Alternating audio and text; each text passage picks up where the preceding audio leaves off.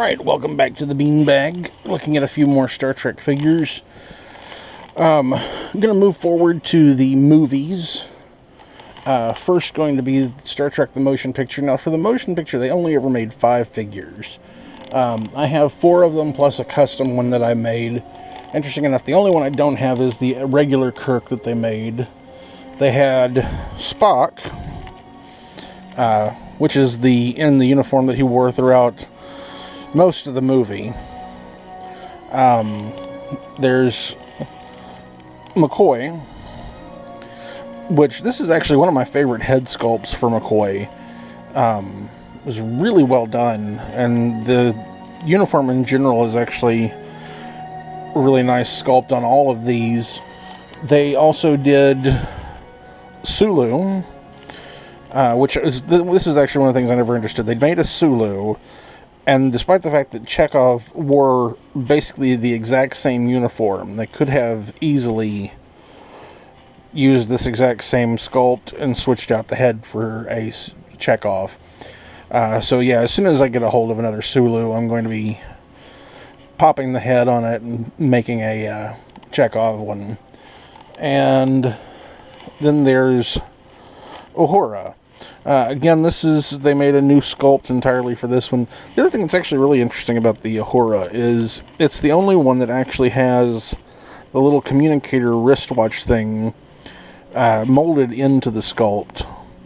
I've always found that interesting. You'll notice the others, they didn't have them. I think most, if not all of them, came with a little clip-on one that never really fit properly. Because you can see it doesn't actually, none of their wrist is actually exposed in order to make that fit. Now, I did at one point took the body of this McCoy, popped it, and made the Kirk wearing the sort of the leisure outfit, the white shirt that's got the same V-neck, but there's no collar on this one. And it's got the same gray pants that all the command officers wear. So this is really the only custom that I made for that particular line of figures. Now, then they also, when Star Trek Generations came out, they made 3 of the crew wearing the monster maroon jackets. There was Kirk, Chekhov, and Scotty that they made. Like I said, it was for Generations, and those were the only 3 characters who actually appeared in the movie. Now, of course, the funny thing is that the Scotty was actually, the head is the exact same one that was used on this one, this is actually the Scotty that was made for the Next Generation Relics episode. But it still works for the movie uniform, because this is what Scotty wore basically when he wasn't on the bridge, when he was down in engineering working and that kind of thing. So this one still works for my line of movie figures. The only other... Now, the rest of the ones that I have... Oh, I should mention that they did also do Picard wearing the same uniform, which the funny thing is, it's actually... The body is actually a complete copy from the Kirk figure. They just retooled the little rank insignia on the shoulder there. Now, I have taken and made 3 customs off of these. First and most obvious was Spock, which is basically just a head pop with a Captain Kirk. Then there's a Dr. McCoy.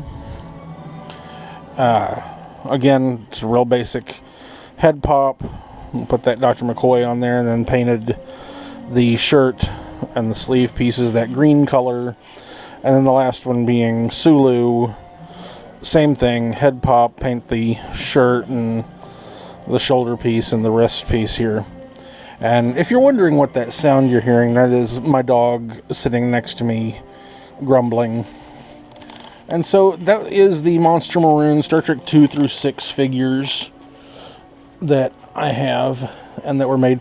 Now, they did make Lieutenant Savick at one point.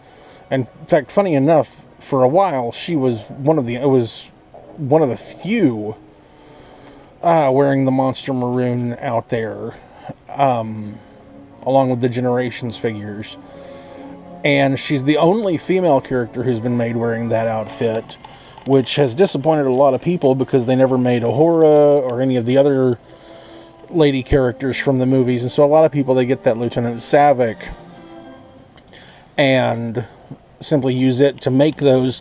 They then eventually did a Janeway from the Voyager episode Flashback wearing the Monster Maroon uniform, which it was a mail away, making it even harder to get. And it is one of the ones that's very expensive to get a hold of now. It's one of those I hope to get a hold of eventually. So that was it for those, and I figured I would go ahead and, since I don't really have a place to include them, it's the original pilot, The Cage. They did make a Captain Pike figure, kind of a standalone. They didn't make any of the other characters from The Cage. They were, as far as crew, they made Vina and the Telosian, which I'll show you those at another time, with the aliens. But as far as the crew, he's the only one of the crew that they ever made. I did, at one point, I took and made the first officer, number 1, which is, was originally played by Majel Barrett. Rebecca Romaine's actually playing her in the new series, which I love her interpretation of the character. It's been really, really nice. But yeah, I took and sculpted this as Uhura's torso and arms, and I just had to resculpt the collar. And for the head, it was actually a Ambassador Loaxana Troy head that I had to cut all of that hair off. You know, she had her hair up in a big bouffant hairdo, and I cut all that off and sculpted this hairstyle onto it. And so that's it for those two. I do eventually intend to do some more of those. They did make, for the second pilot, where no one has gone before, they have made a Kirk, a Scotty, and a Sulu. Because they were the only characters who were in that second pilot. Oh, and Spock. The 4 of them, they have made in a uniform, which is sort of similar to this. But again, all but the Kirk, they were exclusives for like Spencer's or Hot Topic or something like that. And the Kirk came with the shuttlecraft Galileo, which is confusing because when he was wearing that uniform, he was never on the shuttlecraft. And the bad thing is it didn't come with the phaser rifles that was used only in that one episode, which was all actually just part of a publicity stunt that they did for the photo shoots in order to try and get people to watch the show and make it seem more action-based, was those big rifles. You know, if you watch the show, you'll never see the rifles after that first episode, which is kind of amusing. So that's it for this one. Thanks for joining me, and check me out next time. If you enjoy my videos and want to see more, please like, subscribe, and hit that bell icon. Also, you can support the show by signing up on Patreon, or head over to Zazzle to pick up prints of my artwork, prints on canvas, t-shirts, and other merch. You can find me on social media. For more information and updates on the channel, all info is below. If you didn't enjoy the video, why are you still here? Do you want a song? Ba, ba, black sheep, have you any wool? Yes, them, 3 bags full. 1 for the master, who can screw himself. You can listen to somebody else.